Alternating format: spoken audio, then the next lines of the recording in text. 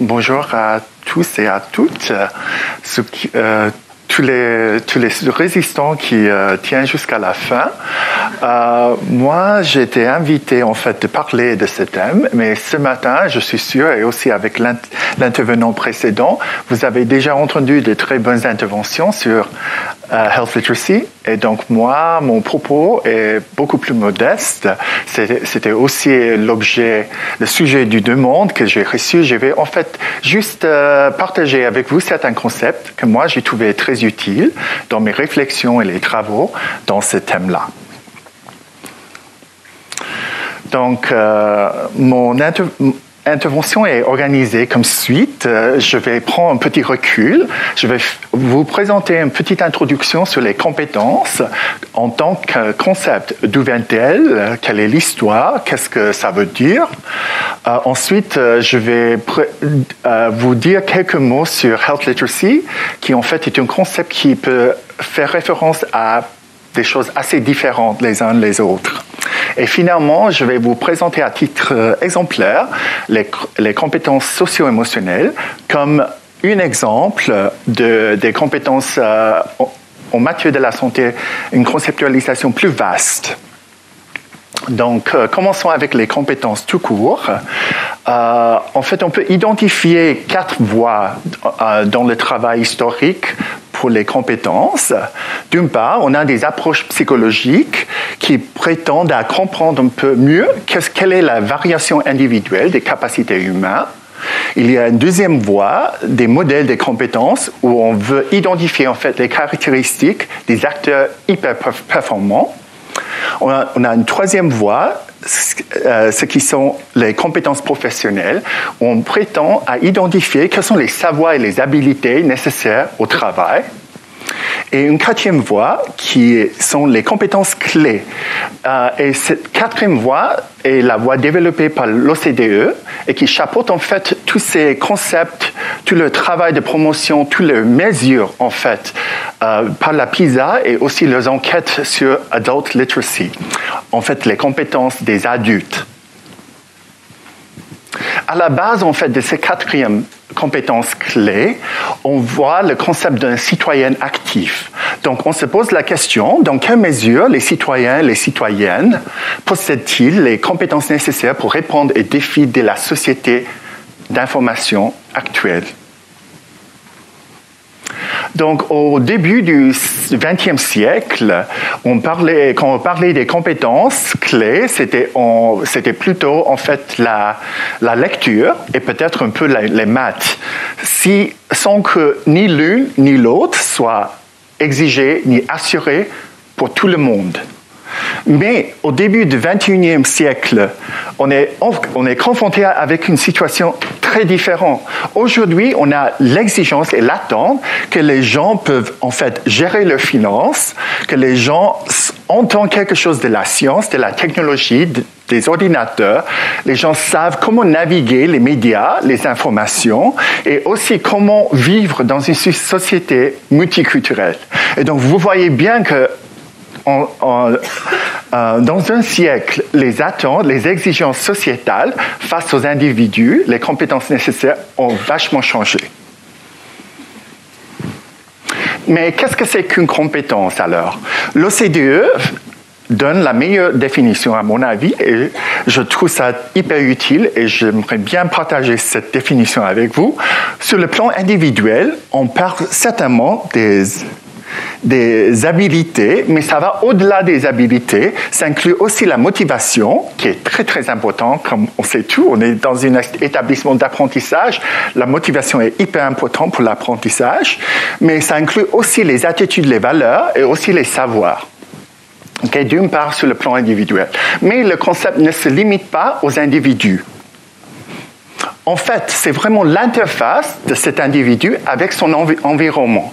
Les exigences posées par l'environnement et les ressources mises à disposition par l'environnement. Okay? Comme vous voyez déjà, cette définition a des implications assez importantes si on parle des compétences en matière de la santé. Si on travaille avec les compétences clés, elles sont définies de manière suivante son utilisation. D'une part, elles sont importantes pour tous. Elles sont applicables dans plusieurs sphères de vie, par exemple le travail, les loisirs, mais aussi la santé. Et finalement, elles mènent aux résultats désirés. Dans ce cas-là, de l'OCDE, il parle toujours en fait d'une vie réussie ou bien d'une bonne société comme des résultats qu'on désire. Mais il y a beaucoup des implications pour l'action de cette approche-là, de cette approche compétence.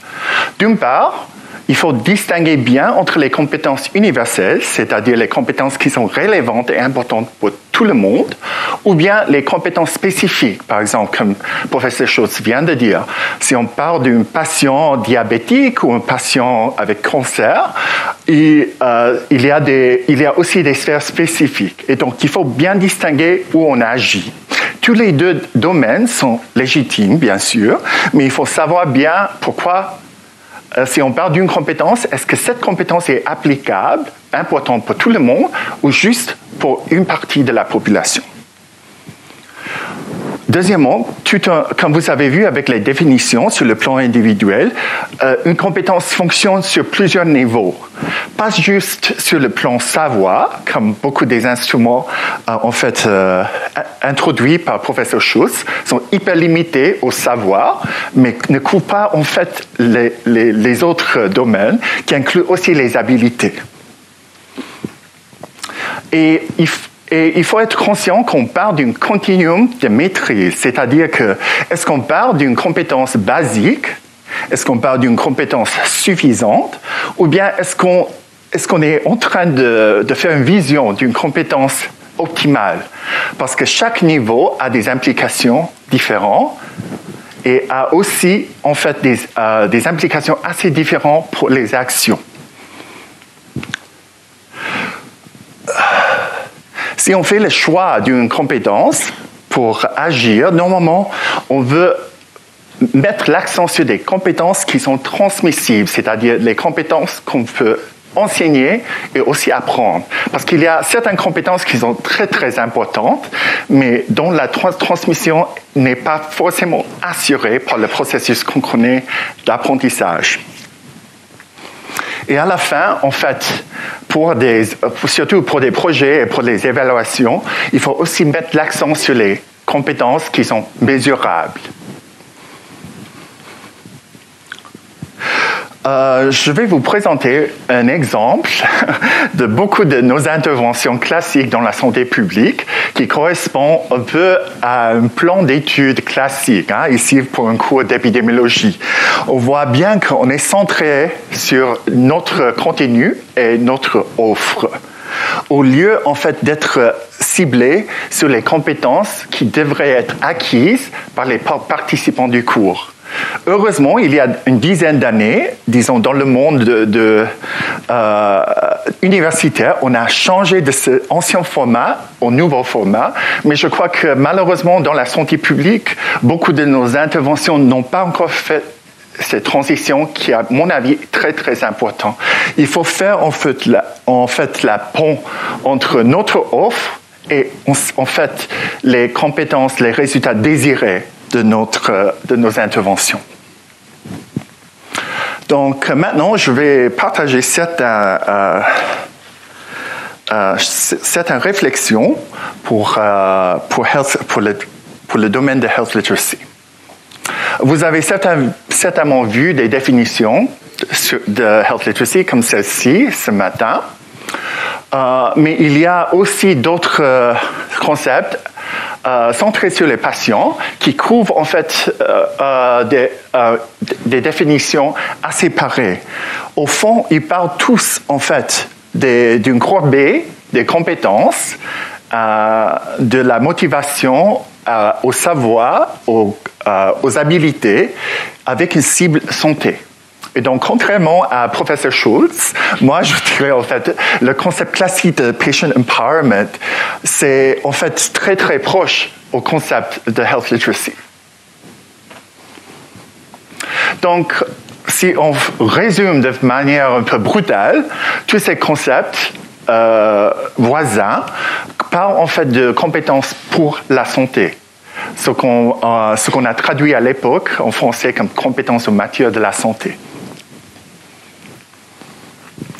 Mais vous savez déjà, le terme health literacy, en fait, s'utilise, se réfère vraiment à des choses assez différentes les uns les autres. Par exemple, l'utilisation la plus classique et peut-être aussi le plus restreint du terme health literacy se réfère en fait à la lecture. Les toutes dernières utilisations du terme health literacy, déjà dans les années 90, se référaient en fait aux résultats qu'on a trouvés entre un faible niveau de lecture et la mauvaise santé. Et ensuite, on a continué ces travaux d'identifier en fait le faible niveau de lecture, mais dans le domaine de la santé. Et là, il faut s'interroger un peu, parce que beaucoup des instruments que vous avez vus, par exemple, introduits par professeur Schultz, mesurent en fait la capacité de lecture dans le domaine de la santé. Mais est-ce qu'ils sont plutôt, comment dit-on, relevants pour la santé ou est-ce qu'ils sont plutôt de mesure sur les compétences de lecture elles-mêmes? Et là, j'ai mes réflexions à moi, mais je vous pose uniquement cette question comme réflexion critique, ok? Mais on a vu que déjà ce faible niveau de lecture dans le domaine de santé est lié à toute une série des résultats santé néfastes qui ont des implications de coûts, déjà 73 milliards de dollars, mais ça fait déjà 10 ans. Aujourd'hui, c'est certainement plus cher. La deuxième grand champ en fait pour le health literacy se réfère en fait à la prise de décision. Comme c'est pas uniquement en fait la simple lecture de l'information, c'est la compréhension de l'information et c'est l'utilisation de l'information dans la prise de décision. On voit beaucoup des projets et des activités dans ce domaine. Et un terme que vous connaissez déjà, certainement, c'est la prise de décision partagée entre le patient et son soignant. On voit bien le rôle de l'information au tout début et en fait l'utilisation de cette information dans le processus de la prise de décision. Et la toute dernière concept qui en fait englobe les précédents, mais qui est beaucoup plus vaste, c'est en fait les compétences en matière de la santé. Parce que j'aimerais bien juste dire deux mots, que quand on parle par exemple de financial literacy ou même de computer literacy, on ne parle pas uniquement des savoirs sur l'argent ou sur les ordinateurs, on parle aussi des compétences concrètes, si on est capable de gestionner son argent, si on est capable en fait de s'en servir d'un ordinateur. Et donc, si on fait en fait cette comparaison horizontale avec les autres littératies modernes, il faut en fait parler de littératie en matière de la santé de façon plus vaste. Comme normalement c'est conçu déjà dans la promotion de santé, mais aussi dans beaucoup de domaines, par exemple patient empowerment, beaucoup de ces domaines qui sont centrés en fait sur les patients. Ça va au-delà des savoirs, mais bien au-delà. Et il existe en fait quelques listes sur quelles sont ces compétences qui sont importantes. On a développé toute une liste quand on a fait la première enquête suisse sur le health literacy en 2006. Mais je veux en fait utiliser la dernière tranche de ma présentation à vous donner un exemple plus concret qui sont les compétences socio-émotionnelles comme un exemple d'une conceptualisation plus étendue de ce concept de compétences en matière de la santé. Donc, pourquoi on parle de ça? On n'a pas 2 heures pour parler de toute cette graphique-là, mais c'est un modèle de la santé qui est assez bien fait, à mon avis. Mais l'importance de cette graphique, c'est-à-dire qu'il faut agir de plus en plus précoce pour avoir des effets de plus en plus importants. C'est-à-dire il faut renforcer les facteurs protecteurs de plus en plus tôt et il faut diminuer en fait des facteurs de risque de plus en plus tôt. Okay? Et donc ça donne la légitimation de tout ce qui suit. Je vais vous présenter un essai assez dingue qui s'appelle le test Guimauve de Stanford.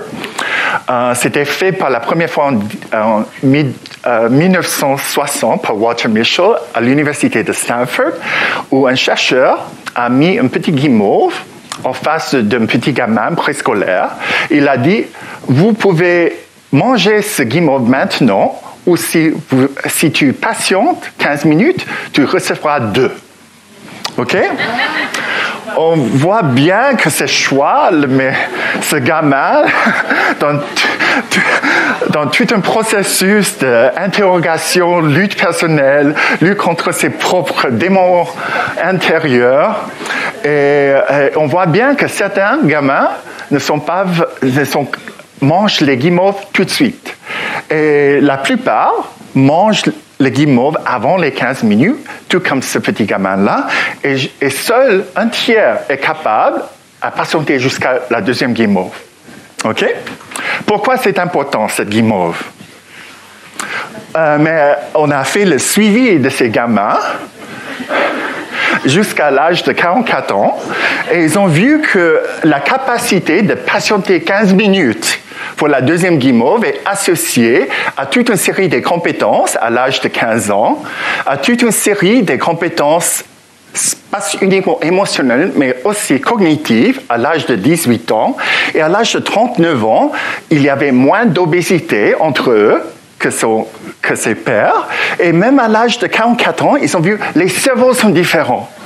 Les cerveaux de ceux qui ont patienté a une activation plus importante ici, la partie rationnelle du cerveau, et la partie du cerveau qui est associée avec la récompense est beaucoup moins activée. OK?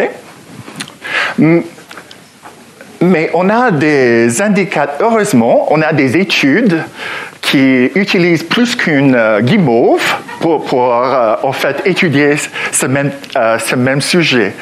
Ici, on a des données des études des cohortes depuis de la naissance de Nouvelle-Zélande, une des deux, Dunedin et aussi Christchurch.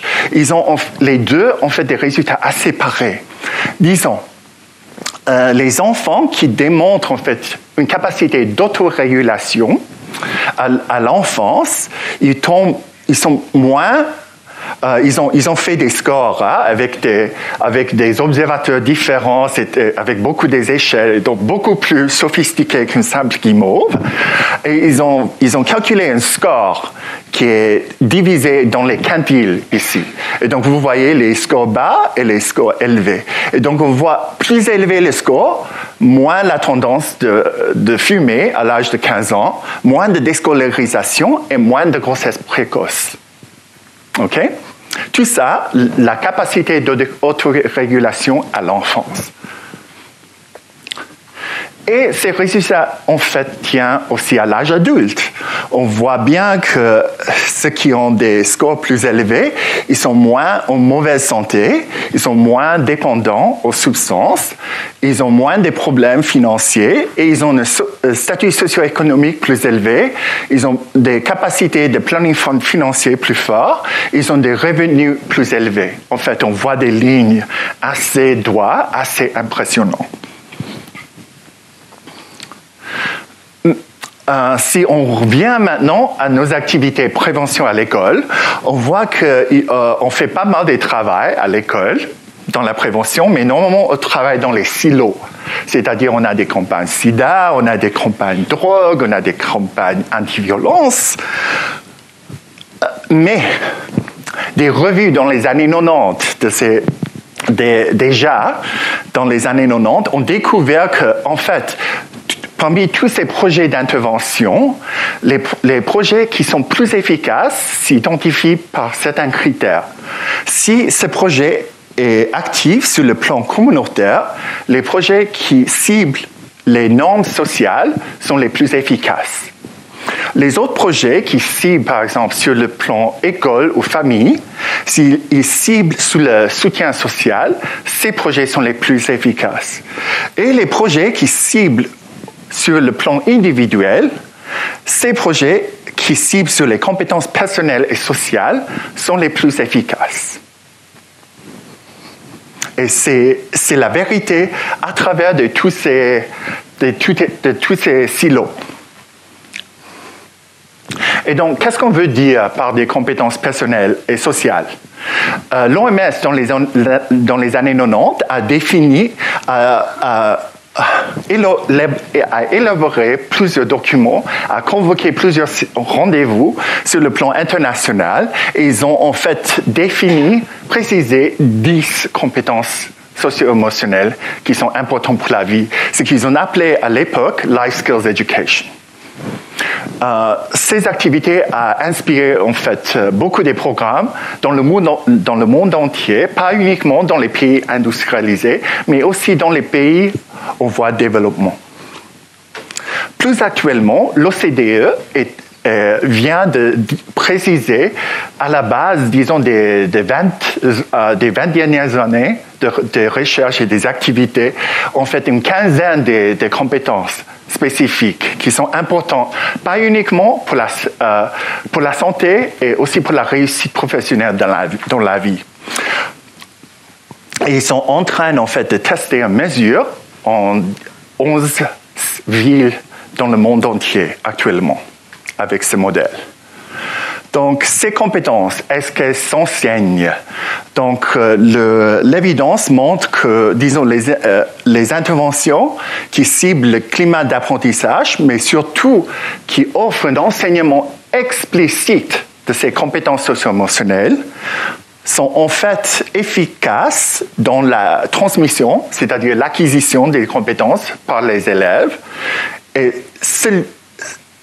celle-ci a comme résultat, disons, des meilleures scolarités, moins de problèmes comportementaux et moins de problèmes de santé mentale. Et cette graphique est un peu pareille à ce que vous avez vu auparavant. Mais auparavant, on vous a montré, disons, le développement naturel des enfants sans aucune intervention.